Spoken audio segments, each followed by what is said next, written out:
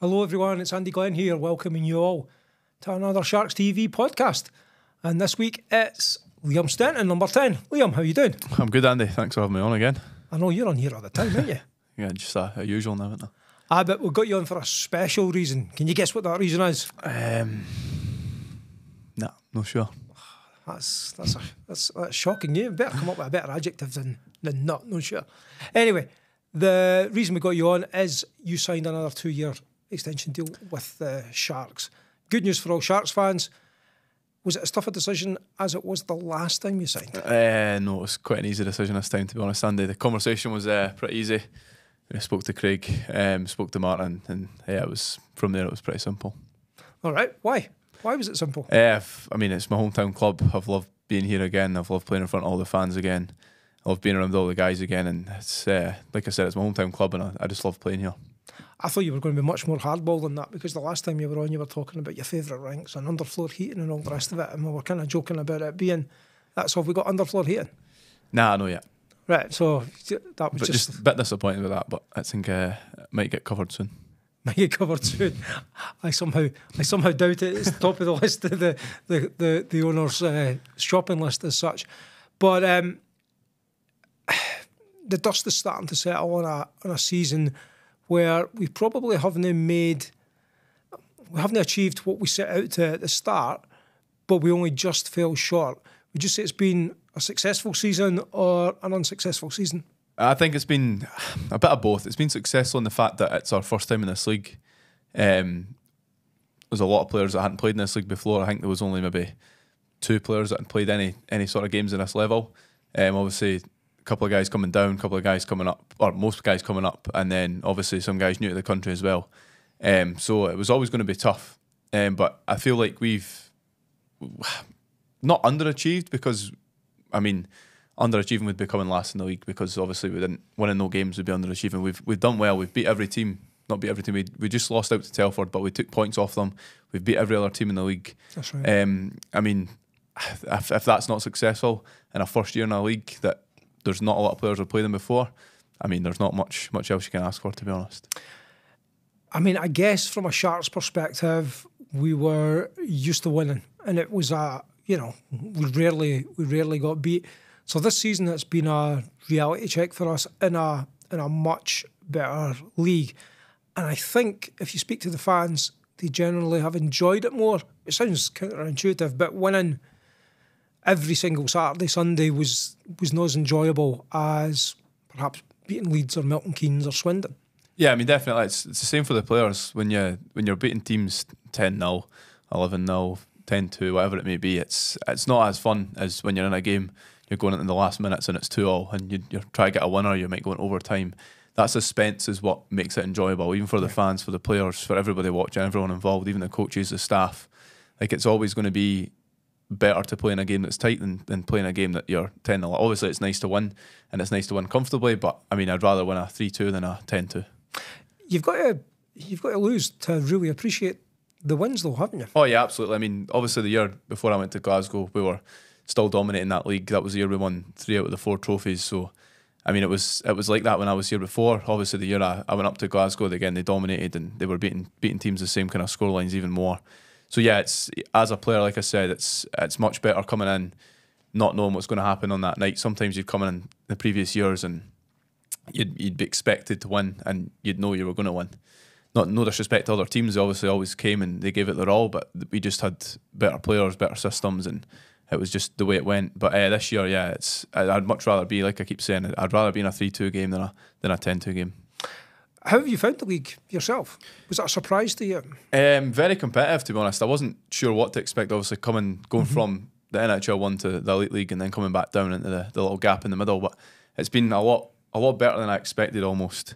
Why'd you say that? I wasn't sure if I was to... I mean, obviously the Elite League's very, very structured. They're fully professional. It's obviously the highest league in the country. But then when you come down, it's a little bit less structured. So it's harder to play against in some situations. But then when you play the likes of Milton Keynes and Leeds, you kind of get used to that structure again. And then you play some of the lower end teams that are a little bit less structured. But I mean, it works for them clearly. it's a little bit harder. You don't quite know where everyone's going to be at all times. There's some players quite European style that kind of float around and try and get lost in the zone. Other teams are very like they've got a 2-1-2 in the zone, so you know roughly where everyone's going to be. But yeah, I've really enjoyed the competitiveness of the league as well. It's a very, very competitive league. There's never a night where you think, oh yeah, that team's definitely going to win, because like us, we've turned over every team apart from Telford in the league, and it's our first year here, so it's always going to be competitive. What teams have you really? What teams do you really admire in this league? I think every team's got something in this league that's something to admire. I mean, the Bees, they've got a lot of travel. Same with Romford. I mean, they're both at the lower end of the playoff qualification in the league, but I mean, both of them have played great all season. I think they've done the same. They've beat most teams in the league. I mean, even like to Bristol, they struggled this year, but I mean, games against us, they were always good. They were always competitive. Same with the Steel Dogs. Obviously, they had their thing through the summer. They weren't quite sure if they were going to start or not. But I mean, again, they've been competitive. They've had ups and downs, a little bit like everybody. But yeah, every team in the league's got something to admire. Whether it's travel, it's the kind of players they bring in, the money they have, the fans they have. There's something to admire in every team, definitely. What team do you enjoy playing most against? Probably that top two, the Swindon, not Swindon, sorry, Milton Keynes and Leeds. Swindon as well, to be fair. I like going down with that game we played in Cardiff against them. Those three teams are the top three teams in the league, and they're good. Yeah, like I said, it's a lot more structured playing against the higher end teams, and I enjoy that. I'm quite a bit of a nerd when it comes to kind of systems and stuff, so I enjoy playing against that. I like doing the video and stuff like we've seen on the Coach's Corner. But yeah, playing against them higher end teams, definitely with the more structure, I prefer that. Is there a player you really enjoy playing against? Individual player, I'm not sure really. It's more of obviously being a defenceman, it's like kind of one-on-one, so you don't really want to enjoy playing against somebody because you'd rather be trying to beat you than letting you up easy. But yeah, like Kieran Brown, Matt Haywood, Boessa from Leeds, Milton Keynes have got some good players, and I can't remember his name now. Their import forward, can't remember his name. It's going to bug me. Anyway. But yeah, there's high-end teams, high-end players in them teams are always good to play against, especially as a defenceman. They're trying to beat you all the time. Obviously, try to stop them is what I enjoy. That's why I play the game. And yeah, probably, the high-end teams, my favourite to play against, and then the kind of high-end players in them high-end teams, definitely like to play one-on-ones with them. And what's been your favourite game of the season? Oh, probably going to go back to that Swindon game in Cardiff where we were down. I think we were down 4-2 we ended up winning 6-4.